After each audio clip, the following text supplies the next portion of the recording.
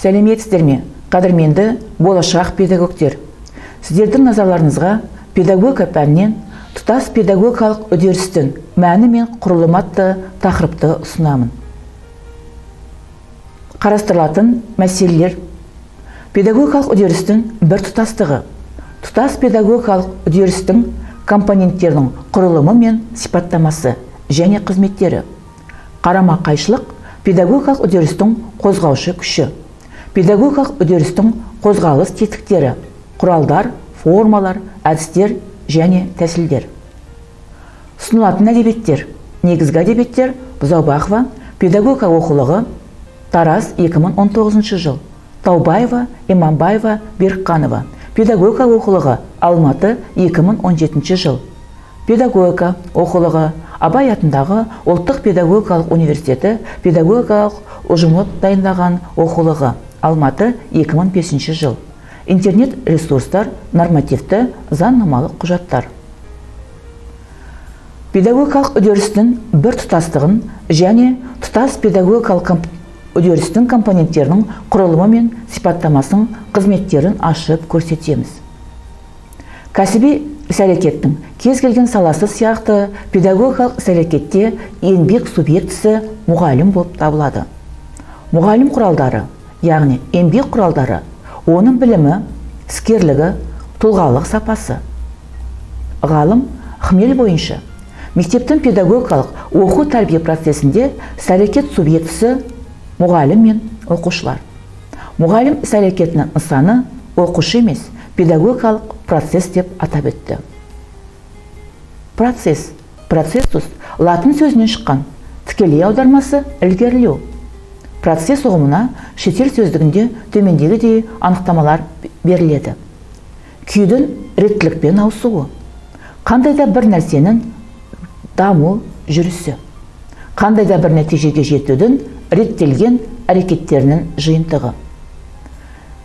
Ал педагогикалық процесс ұғымын ғылымға алғаш рет 1904 жылы Кафтерев ендірді. Педагогикалық процесс ұғымының мәнін ашып көрсетеміз.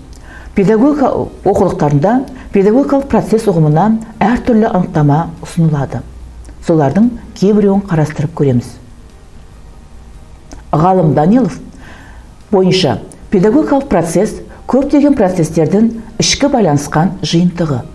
Оның мәні әлеуметтік құнды тәрбие адамның қалыптасқан сапасына айналатындығы. Ғалым Борис Тимофеевич Лихачев бойынша педагогикалық процесс үлкендердің мақсатты, мазмұнды, ұйымдасқан педагогикалық іс-әрекетінің өзара әсері және тәрбиешінің басым рөліне бағытталған белсенді өмірлік іс-әрекет нәтижесінде баланың өзін-өзі өзгертуі. Ғалым Подласи бойынша педагогикалық процесс қойылған мақсатқа жетуге бағытталған тәрбиеленушінің қасиеттерінің белгіленген өзгерісіне, түрленуіне алып келетін тәрбиеші мен тәрбиеленушінің өзара бірлескен іс-әрекетінің дамуы. Ғалым Пуйман бойынша педагогикалық процесс тұлғаны тәрбиелеу мен дамыту заңдылықтары негізінде қойылған мақсатқа сәйкес баланың өмірлік іс-әрекетін мақсат бағыттылыққа ұйымдастыру. Смирнов бойынша педагогикалық процесс тәрбиеленушінің тұлғалық қасиеттері мен сапалық түрленуіне алып келетін қойылған мақсаттың нәтижесіне бағытталған арнайы ұйымдастырылған уақыт пен кеңістікке қатысты нақты тәрбиелік жүйеде дамитын тәрбиеші мен тәрбиеленушінің өзара іс-әрекеті. Ғалым Кафтерев бойынша педагогикалық процесс өзінің табиғатында өзіне өзі әрекет жасай алатын жеке қоғамдық тұлғаның жан-жақты жетілуі болып табылады. Абай атындағы Қазақ ұлттық педагогикалық университетінің педагогика кафедрасы ұжымы дайындаған педагогика оқулығында педагогикалық процесске төмендегідей анықтама ұсынылады. Педагогикалық процесс ұстаздардың қатысуымен және басшылығымен жүзеге асырылатын оқушылардың бірлескен іс-әрекеті. Ол әлеуметтік тәжірибені меңгеру, әрбір оқушының дамуға және өзін еңбекте, қоғамдық өмірде жүзеге асыруға дайын тұлғасын қалыптастыруға бағытталған процесс. Тұтас педагогикалық процестің басты қасиеттерін атап өтеміз. Педагогикалық процесс әлеуметтік жүйе. Оның өмір сүруі, қызмет істеуі, оған қатысушылардың арасындағы іс-әрекеттердің алмасуымен сипатталады. Педагогикалық үдерістің негізгі интегративті қасиетін әртүрлі тетіктердің бірлігі деп қарап, ондағы өзара байланысқан жүйелердің оқушылар тұлғасының қалыптасуына әсер ететін іс-әрекет субъектілерінің, яғни ұстаздар мен оқушылардың қайта құру белсенділігімен анықталынады. Ынтымақтастық тек қана ұстаздармен ғана емес, мұғалімдермен және оқушылардың өздерінің бір-бірімен оқушы үшін әртүрлі іс-әрекеттердің тәсілдерін тезірек меңгерудің қалыптасуының жағдайы болып табылады. Мұғалім оқушылар жүйесіндегі бір тұтастық, педагогикалық процесс ішіндегі әртүрлі деңгейдегі жүйелердің өзара әрекеттері барысындағы мақсат пен нәтижелердің бірлігімен анықталынады. Педагогикалық процестің негізгі сипаттамасы оның бір тұтастығында. Педагогикалық процестің барлық құраушылары бір мақсатқа бірігеді: білімділік, дамытушылық және тәрбиелік. Педагогикалық процестің тұтастығы жеке тұлғаны тәрбиелеу, оқыту, дамыту мақсаттарының бірлігімен және нақты оқу-тәрбие процесінің өтуімен сипатталады. Педагогикалық процесс бірнеше элементтерден құралатын күрделі жүйе. Педагогикалық процестің үш құрылымын атап өтеміз: педагогикалық, әдістемелік және психологиялық. Педагогикалық процестің педагогикалық құрылымын құрайтындар: педагогикалық процестің мақсаты, принциптері, мазмұны, әдістері, құралдары және оқыту формалары. Педагогикалық процестің басты мақсаты қоғамның әлеуметтік тапсырысын іске асыру, яғни өздеріне жүктелетін міндеттерді табысты шеше білетін адамдардың жан-жақты дайындығын қамтамасыз ету. Педагогикалық процесс. Педагогикалық процесс бұл мақсатты, мазмұнды ұйымдасқан процесс. Педагогикалық процесс мұғалім мен оқушының өзара тығыз байланысымен сипатталатын процесс. Педагогикалық процесс күрделі, екі жақты, бір текті процесс. Педагогикалық процесс іс-әрекеттер, әдістер, формалар, құралдар жүйесінен тұратын күрделі процесс. Педагогикалық процестің құрылымын ашып көрсетеміз. Педагогикалық процестің субъективті құрамы оқушы және мұғалім. Педагогикалық процестің процессуалды, яғни іс-әрекеттік құрамы мақсаттылық, мазмұндық, іс-әрекеттік, эмоционалдық, мотивациялық, бақылаушылық, бағалаушылық, нәтижелік бағыттармен ерекшеленеді. Педагогикалық процестің атқаратын қызмет түрлерін ашып көрсетеміз. Педагогикалық процестің атқаратын қызметтері: ақпараттық қызмет, тәрбиелік қызмет, дамытушылық қызмет, акциологиялық қызмет және әлеуметтендіру қызметі. Педагогикалық процестің ақпараттық қызметі: тәрбиеленушіні сауаттандыру. Тәрбиелік қызметі: тәрбиеленушінің тұлғалық өзгеріске алып келуі. Дамытушылық қызметі: тәрбиеленушінің жан-жақты кемелденуі. Акциологиялық қызметі: тәрбиеленушінің құндылық сезіну бағдары. Заттар мен құбылыстарда қойылған қатынастарды қалыптастыру. Әлеуметтендіру қызметі: тәрбиеленушіні нақты өмір жағдайларына бейімдеу. Қарама-қайшылық педагогикалық үдерістің қозғаушы күші ретінде ашып көрсетеміз. Педагогикалық процестің қарапайым бөлшегі ретінде қолданылатын педагогикалық жағдаят туралы қазақстандық ғалым Надежда Дмитриевна Хмел былай деген болатын: педагогикалық жағдаяттар болмысына тән әр алуан түрлікті білдіреді. Бір қарағанда жағдаяттарды бірін екіншісінен ажыратын уақыты, орны, себебі, түрткісі, яғни мотиві, пайда болу шарттары, қатысушылардың әлеуметтік, жас және психологиялық, физиологиялық ерекшеліктері, іс-әрекет мазмұны мен амалдары, қарым-қатынас сипаты болады делінген болатын. Философиялық еңбектерде жағдаят дегеніміз байланыстың, қызметтің, уақыттық кеңістік шарттарының субъектілік және объектілік бірліктері деп беріліп, тұлғаның әлеуметтік таратушысы, нақты бір мәдениеттің, дамыған даралықтың өкілі ретінде қарастырылады. Кезінде Көне Қытай ғұламасы Конфуций: «Маған айтып берсең, ұмытып қаламын, көрсетсең, есте сақтармын, ал өзіме жасатсаң, үйренемін» деген тұжырымында педагогикалық жағдаяттарды өз бетінше шешу әрекеті, яғни адамның жадында бірінші кезекте тек өз бетінше жасаған әрекеті қалады екен.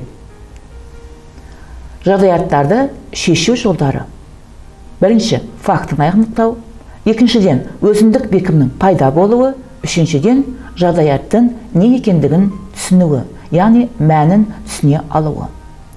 Педагогика ғылымында педагогикалық жағдаят қарама қайшылықтардың нәтижесінде пайда болынады деп есептелінеді. Қарама қайшылықтардың рөлін зерттеген ғалымдар Данилов, Алексеев, Скаткин, Бабанский, Заквязинский, Новикова, Маринка, Щукина, Ильин және академик Борис Тимофеевич Лихачев. Педагогикалық процестің қозғалыс тетіктерін, яғни құралдарын, формаларын, әдістері мен тәсілдерін ашып көрсетеміз. Педагогика ғылымында 20 ғасырдың 20 жылдарында педагогикалық процестің тәрбиелік тетіктері, механизмдері, педагогтер мен оқушылар арасындағы ұжым ішіндегі қарым-қатынастар жүйесі, яғни тәрбиенің заңдылықтары зерттеле бастады. Біршама кейін педагогикалық процестің оқу процесіндегі заңдылықтарын Заквязинский, Щукина, Болдырев және Петухов зерттеді. Ғалым Мұхамбетова педагогикалық заң мен заңдылыққа төмендегідей анықтама ұсынады. Педагогикалық заң педагогикалық құбылыстардың дамуына жағдай туғызатын, олардың объективтік негізі, маңызды, тұрақты байланыстары, ал педагогикалық заңдылық дегеніміз нақты педагогикалық заңның көрінісі дейді. Педагогикалық процестің төмендегідей заңдылықтарын атап өтеміз. Оқу орнының педагогикалық процесі қоғамның әлеуметтік экономикалық қажеттілігіне сай болуы. Педагогикалық процестің мақсатқа бағыттылығы, яғни қоғамның мақсатын анықтайды. Ол әлеуметтік тапсырыс ретінде білім беру заңдары арқылы талап етіледі. Педагогикалық процесс екі жақты процесс. Ол ұстаздар мен оқушылардың, өзара тәрбиеші мен тәрбиеленушілердің әрекетімен байланысты. Міндетті түрдегі екі жақты іс-әрекет. Оқушылардың шығармашылық белсенділігі, мұғалімнің мұқият ойластырылған және ұйымдастырылған іс-әрекетінің нәтижесі. Педагогикалық процестің қызметі, оның жасалуы мен ұйымдастырылуы, оқушылар ұжымы, сонымен қатар жеке оқушылардың жас ерекшеліктері мен даму деңгейлеріне сай келуіне байланысты болады. Педагогикалық процесс бөліктерінің мағынасы, маңыздылығы әртүрлі. Олардың бір-біріне бағыныштылығы, иерархия, бір-біріне әсері. Педагогикалық процесс бір қағым сәттік емес. Педагогикалық процесс ұзақ мерзімді уақытқа бағытталған. Педагогикалық процестің ішіндегі қосымша жүйелердің ортасы және өзара байланысқан бағыттарының әсерін көптеген факторлар тудырады. Соның ықпалы негізінде ең ақырғы түпкі нәтиже қалыптасады. Педагогикалық принциптер ұғымының мәнін ашып көрсетеміз. Принцип дегеніміз не? Принциптер педагогикалық процестің заңдары мен заңдылықтарының айқындалғандарын ескере отырып, баланың тұлға ретінде дамуының тиімді жағдайын, нақты әлеуметтік, экономикалық жағдайларды өзіндік даму және өз орнын таба алу қабілетін қамтамасыз еткізетін мұғалімнің тікелей басшылыққа алатын қағидалары. Педагогика ғылымында төмендегідей педагогикалық принциптер айқындалады. Педагогикалық процестің зерттілігі, тұлғалық нысандық бағыттылығы, іс-әрекеттің сана мен мінез-құлық бірлігін қалыптастыруға бағыттылығы. Педагогикалық процестегі іс-әрекеттерді оқушылар тұлғасын дамытудың көкейкесті қажеттілігін ескере отырып ұйымдастыру. Педагогикалық талап қоюшылықты оқушының көзқарасын, оны адамдарға, құбылыстарға, процестерге қарым-қатынасын сыйлаумен ұйымдастыру. Оқушы мен ұжымның дамуында жеке даралықты, психологиялық, физиологиялық жас ерекшелік пен ұлттық ерекшеліктерді есепке алу. Педагогикалық басшылықты оқушылардың инициативасымен, қайраткерліктермен, яғни іс-әрекетімен ұштастыру. Оқушылардың іс-әрекеттерінде тиімді нәтижелерге жетуге ұдайы көмектесіп отыру. Ұстаздардың, оқушылар ұжымының және отбасыларының оқушыларға қоятын талаптарының үйлесімділігі. Әрбір бала үшін тиімді психологиялық ахуалдың әлеуметтік қауіпсіздігін қамтамасыз ету. Оқушы тұлғасы мен ұжымның дамуындағы жаңа құрылымды үздіксіз бақылау. Біртұтас педагогикалық процестің төмендегі де маңызды қасиеттерін атап өтеміз. Педагогикалық процестің әлеуеті, оның өмір сүруі, қызмет істеуі, оған қатысушылардың арасындағы іс-әрекеттердің алмасуымен анықталынады. Ынтымақтастық. Оқушы тек қана ұстаздармен ғана емес, бір-бірімен үшін әртүрлі іс-әрекеттерінің тәсілдерін тезірек меңгерудің, яғни педагогикалық процестегі іс-әрекет субъектісінің қалыптасуына жағдайы болады. Ұстаздар оқушылар жүйесінің біртұтастығы педагогикалық процесс ішіндегі әртүрлі деңгейдегі жүйелердің өзара әрекеттері барысындағы мақсат пен нәтижелердің бірігуімен анықталынады. Іс-әрекет субъектілерінің, яғни ұстаздар мен оқушылар қайта құру белсенділігімен анықталынады. Педагогикалық процесс объектісінің сапасы оның қасиеті ретінде көрініс табады. Оларсыз педагогикалық процесс өзіндік ерекшеліктерінен айырылады. Белсенділік пен қатынастың бірлігі. Процеске қатысушылардың барлық субъектілерінің ұйымдастырылған бірлескен дербес іс-әрекеттері. Әртүрлі сатыдағы жүйе қызметінің арнайы мамандануы. Субъектілердің өзара әрекеттері нәтижесінде пайда болатын әртүрлі қарым-қатынастардың жиынтығы. Назар салып тыңдағандарыңызға рахмет.